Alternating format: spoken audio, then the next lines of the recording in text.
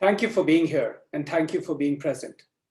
I am very grateful to have this opportunity to share with you a few superpowers that you can put to play to level up on demand and level up even when it is crunch time. To begin with, I'd like you to hold on to this. We'll get back to that in a moment. And in the meantime, I'd like to tell you a little story that happened in 2013 in Sedona, Arizona at the Bell Rock. The Bell Rock is considered an easy to moderate climb. The middle part of the Bell Rock is called the slide for the right reasons. It's very difficult to get a foothold there. And the top part of Bell Rock is considered a moderate to potentially difficult and hazardous climb. Now, a day after landing in Sedona, I decided to climb the Bell Rock. I got up at 6 a.m., really full of enthusiasm, and I started climbing. And, it was all going great for around 40 minutes. I enjoyed the climb. And after that, I was stuck. I was stuck at that place, which really made me feel like I was stuck between a rock and a hard place. And I'm not kidding, because at that point, I felt I had only two choices. One was to jump up and climb onto, a part of the mountain, of the rock that would help me clamber up. And to do that, I would have to let go of my footing on a small ledge that I was standing on. And if I was not able to latch on, I would drop down several feet. In order to go down and clamber down, I just couldn't see how I had come up, and there was no way I could figure out how to climb down safely. If I started to climb down, I would have slid. In either of those options, I felt that it was not about just some getting nicks and bruises, but it could also potentially be a few broken bones. And at that point in time, it also felt like the sun was blazing. I was sweating. The wind was blowing too hard. There was an eagle screeching above my head. And at that point, it also felt like what one hiker had told me about a mountain lion lurking around, and that both, she and I had had a laugh about. At this point in time, however, it seemed like that was a very distinct possibility. I know that's silly, but that's exactly how I felt. And I felt like the only way for me was to go up. But the way I was feeling, there was no way I could figure out what else to do. So I closed my eyes and I transported myself to one of the favorite beaches on the planet for me, which is in Pondicherry. And as that calmed me down, I focused on my breath. And I continued to focus on my breath. As I then felt more calm, I opened my eyes. And instinctively, one of my hands went up and it found a crevice on that rock.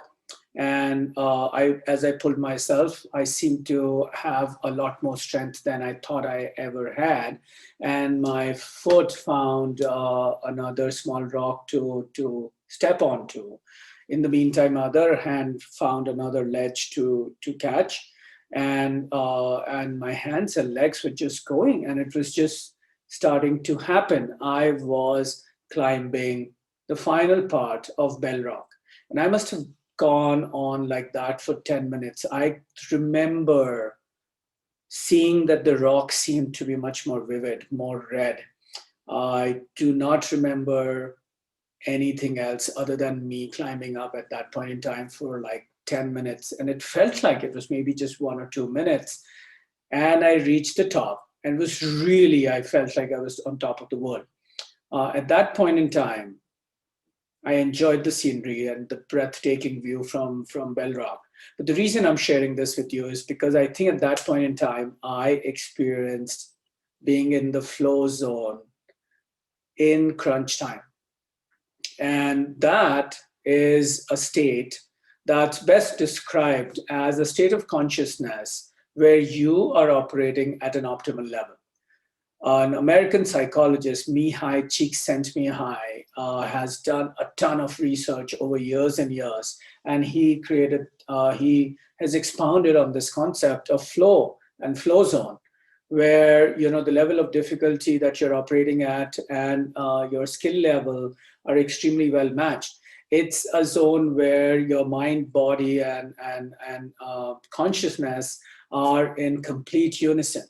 It's when you're in the flow zone, or like athletes call it, when they are in the zone, then you tend to lose sense of the self.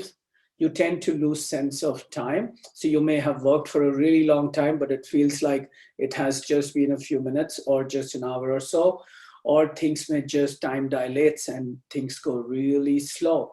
You also enjoy that activity so much that the reward of doing that thing is just the act of doing it, as opposed to an end. And that, ladies and gentlemen, is flow. So flow is a state that also, a study by McKinsey has shown that when you are in flow, then your productivity goes up by 500%. 500%. And I love how Stephen Kotler talks about that level of productivity. He says it's like showing up to work on Monday and not having to work for the rest of the week, because you can do 5 days worth of work in one day. That's the kind of productivity that you can unlock when you're in the flow zone.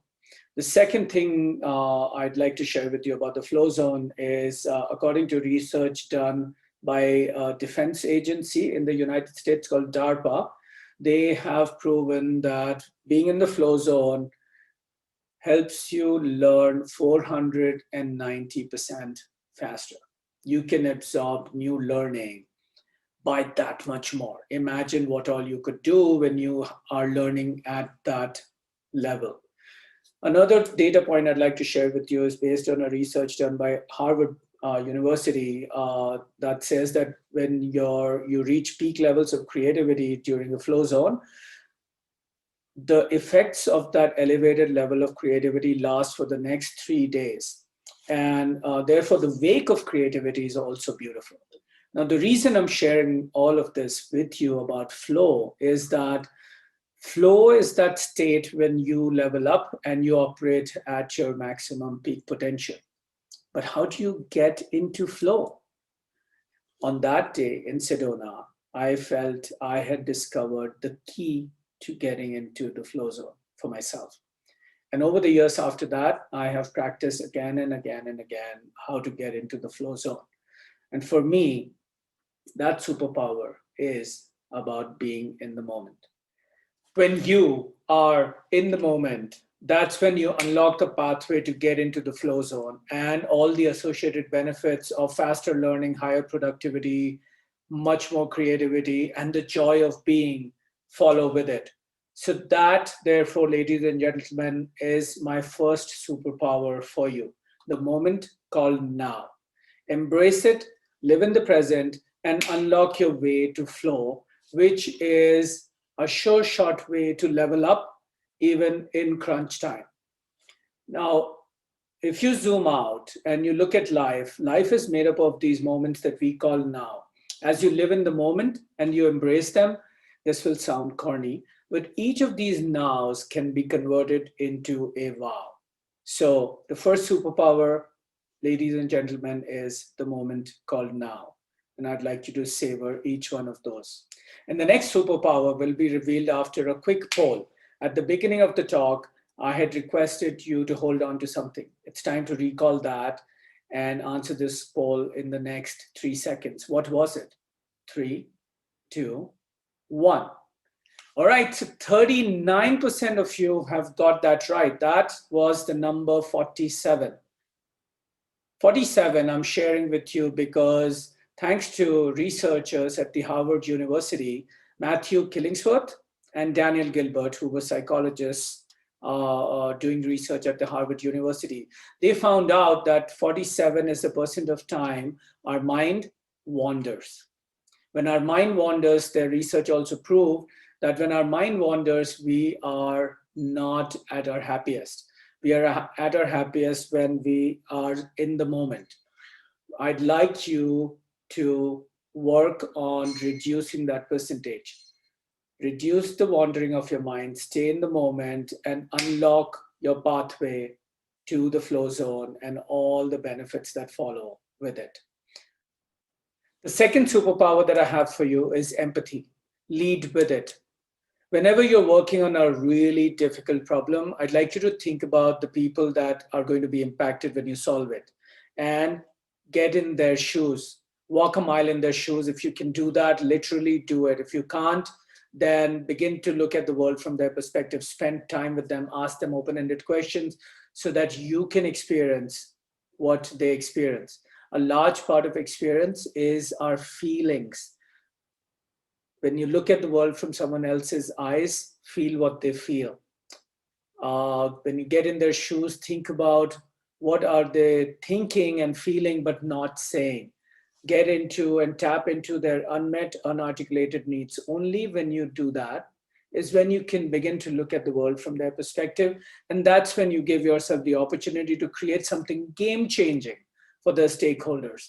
Empathy is that superpower that gives you the opportunity to create something game changing.